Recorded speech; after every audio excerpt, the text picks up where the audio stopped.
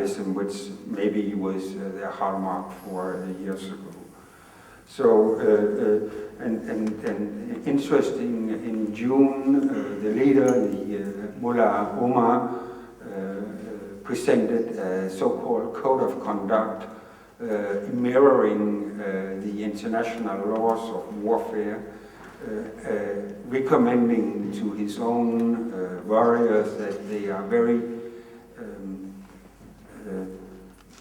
do not attack civilians, that they try to attack coalition forces, Afghan police forces, Afghan authorities, Afghan government representatives, and so on and so forth.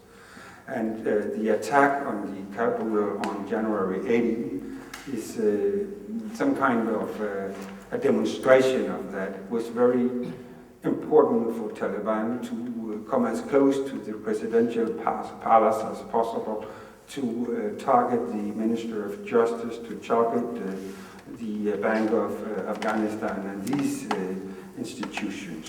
And that also, and already the same day in a call conference, underlined that this was the target and the aim. I mentioned Mullah Omar and his code of conduct, which was published, as I said, in June last year, have since then been translated into different languages, among them English. How can he do that? Where is he?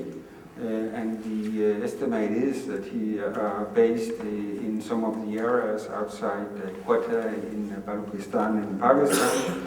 That is one of the areas that we know that Pakistan have safe havens. Also in northern part of Waziristan and other places. That means that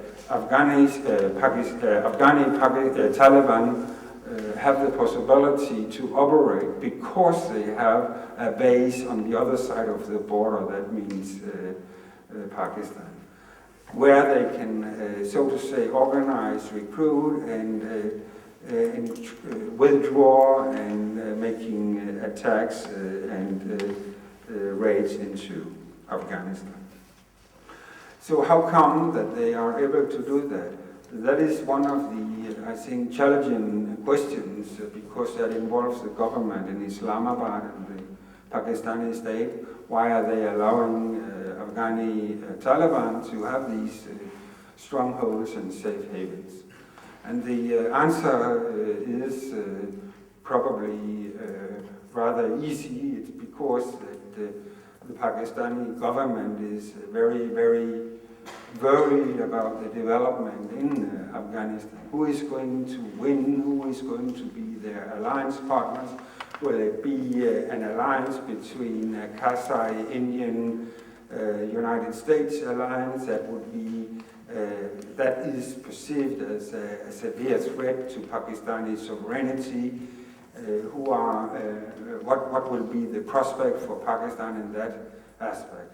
Asking one of the former general heads of the Pakistani security forces, the answer was, well, in Pakistan we have a long tradition not for putting all our eggs in the same basket. We do have to have different partners, to have different strategic possibilities. And they have done that for generations, and they are doing it now, not publicly, but we know that there are these safe havens, and we know that probably some of the segments of the Pakistani military security institutions are doing some kind of logistical support, and they are doing it because they have one basic fear, and that is the fear of their sovereignty threatened from the neighbor India.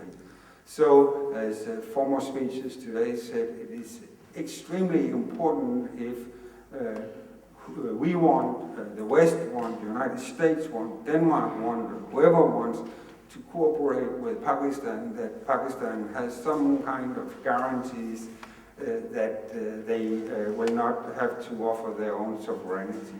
And that, of course, includes some more serious solution strategies for Kashmir region, for these questions, security guarantees through the borders, and so on and so forth. At the same time, Pakistan is in war with another fraction of Taliban, namely Pakistani Taliban. And the question is, and has been posed many times, what are the relations between Afghani Taliban and Pakistani Taliban? And what is the relations between Taliban and Al-Qaeda?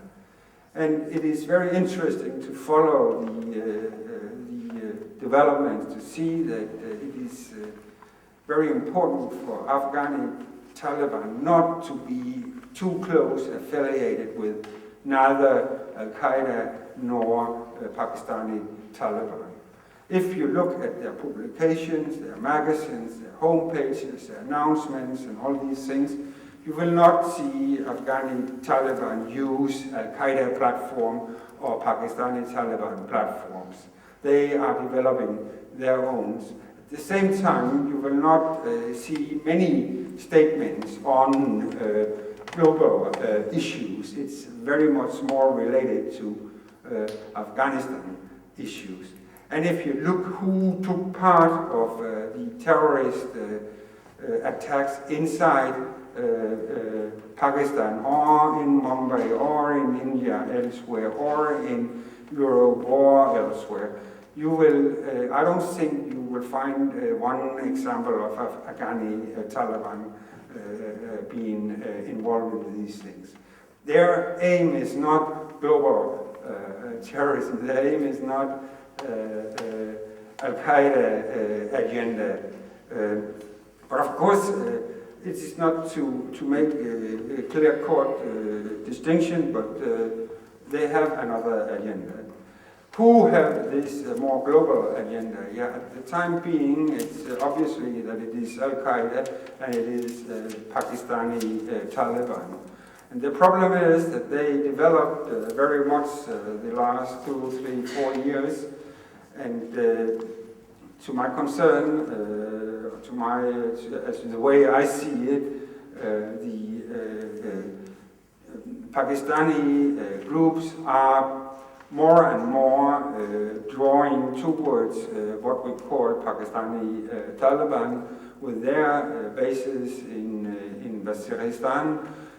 Also, when the Pakistani state is trying to limit the political maneuver room of the other militias that they used to be alliance together with, like Lashkar-e-Toiba, like Haqqat al-Jihad al-Islami, the group from Kashmiri men, and all these